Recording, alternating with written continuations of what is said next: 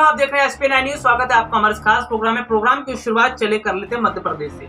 मध्य प्रदेश की स्थितियां क्या कहती हैं, मध्य प्रदेश में कोरोना का हाल क्या है, ये जानकारियां अब हम अपने दर्शकों को बताने वाले हैं। सबसे बड़ी बात तो है कि देखने को मिल रहा है कि मध्य प्रदेश में जिस तरह से स्थितियां खराब हो रही थी, उस पर राज्य सरकार का कहना है कि अभी फिलहाल स्थितियां ठीक है और कहीं ना कहीं स्थितियों को अब सुधारा जा रहा है। इस पर कमलनाथ की तरफ से ट्वीट है। कमलनाथ ने कहा कि सरकार ने बड़े स्तर पर लापरवाही बरती।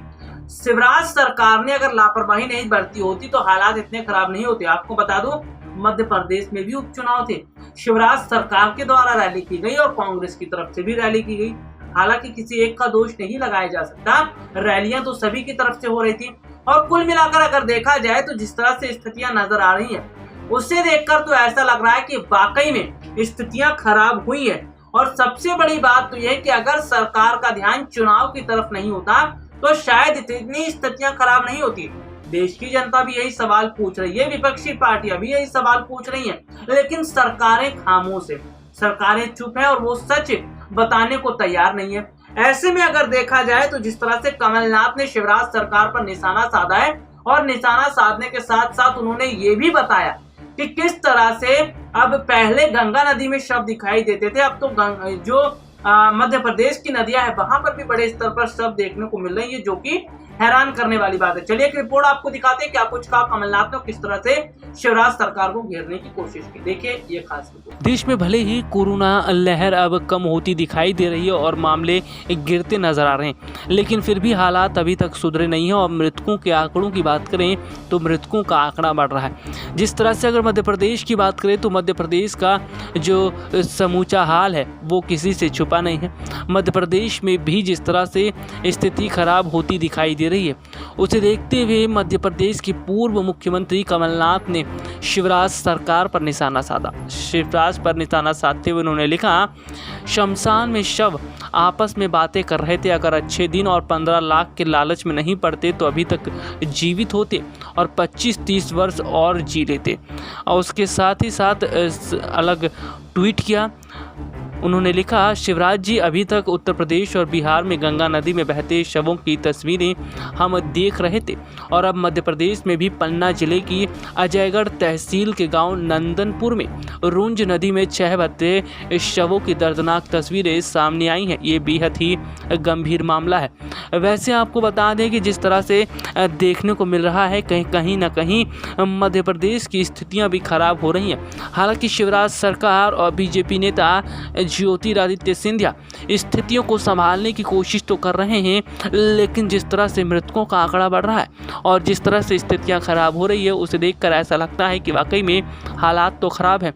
सबसे बड़ी बात तो यह है कि जिस तरह से देखा जाए तो कहीं ना कहीं अभी तक सरकारों ने कई चीज़ों को छुपाने का काम किया है। देखा जाए तो कुछ समय पहले कांग्रेस पार्टी के पूर्व अध्यक्ष राहुल गांधी ने कहा था, सरकार अभी तक बेरोजगारी के आंकड़े छुपाती थी, लेकिन अब कोरोना महामारी के आंकड़े छुपाए जा रहे हैं। इसके साथ ही साथ देखने को ये भी मिल रहा है कि सरकार बड़े स्तर पर जिस तरह से कहीं ना कहीं ये कोशिश करती नजर आ रही है कि देश की जनता से अब सच छुपाया जाए, देश की जनता को गुमराह किया जाए। लेकिन देश की जनता आज जान चुकी है कि राज्यों की सरकारें कितनी फेल हैं और केंद्र के स्तर पर सरकार कितनी फेल हो चुकी है। कुल मिलाकर अगर देखा जाए तो सरकार चाहे राज्य की हो या फिर केंद्र की, दोनों ही बड़े बड़े स्तर पर फेल हुई हैं और दोनों ही सरकारों ने ना तो अस्पतालों पर ध्यान दिया और ना ही ज़रूरत की चीज़ों पर। सबसे बड़ी बात तो ये है कि जिस तरह से देखने को मिला कि देश के अंदर बड़े स्तर पर ऑक्सीजन की किल्लत देखने को मिली, राज्यों में बेड की स्थिति ठीक नहीं थी, हॉस्पिटल्स तक की स्थिति ठीक नहीं थी। यानी कि अगर कहा जाए तो जिस तरह से अगर बड़े स्तर पर अस्पतालों की स्थितियों पर ध्यान दिया गया होता, अस्पतालों को ठीक करवाने के लिए काम किया गया होता, तो शायद स्थितियां इतनी ख़राब नहीं होती। वैसे आपको बता दें कि जिस तरह से देखने को मिल रहा है, मौजूदा हालात को संभालने के लिए फ़िलहाल केंद्र सरकार बड़े स्तर पर कदम तो उठा रही है, लेकिन वो कदम पूरी तरह से सार्थक दिखते नज़र नहीं आ रहे। वैसे अगर देखा जाए तो विपक्ष इस वक्त सरकार को घेरने के पूरे मूड में दिखाई दे रहा है। इस वक्त विपक्ष पूरे आंकड़ों के साथ सरकार को घेर रहा है और सरकार किसी सवाल का जवाब नहीं दे पा रही है, क्योंकि सरकार ये बात जानती है कि वो बड़े स्तर पर फेल हो चुकी है। सरकार अभी तक कई योजनाओं की बात करती नजर आई है।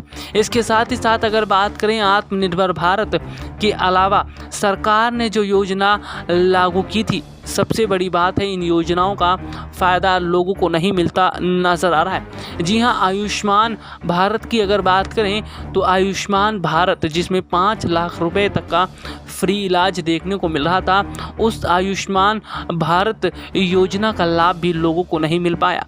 यानी कि कुल मिलाकर अगर देखा जाए तो सरकार के सभी दावे हवाई दिखते नज़र आ रहे हैं और सरकार फिलहाल चुप है।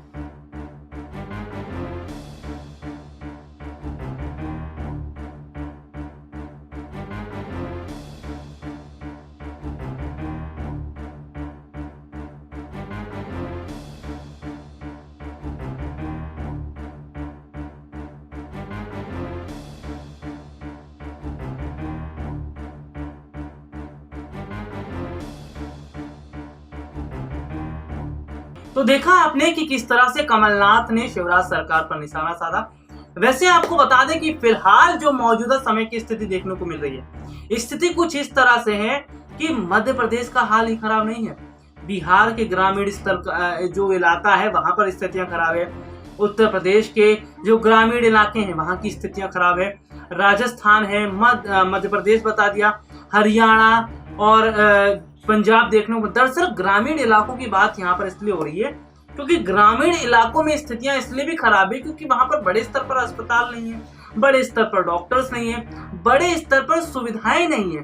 तो जिससे ये देखने को मिल रहा है कि कहीं ना कहीं स्थितियां तो खराब हो ही रही है और इसमें सरकार छुपाने की बहुत कुछ कोशिश भी कर रही है। और सबसे बड़ी बात अगर देखा जाए तो फिलहाल मौजूदा समय में बीजेपी सरकार जहां जहां है वहां पर स्थितियां छुपाने की कोशिश हो रही है, चाहे बिहार हो या फिर हरियाणा हो, उत्तर प्रदेश हो, मध्य प्रदेश हो।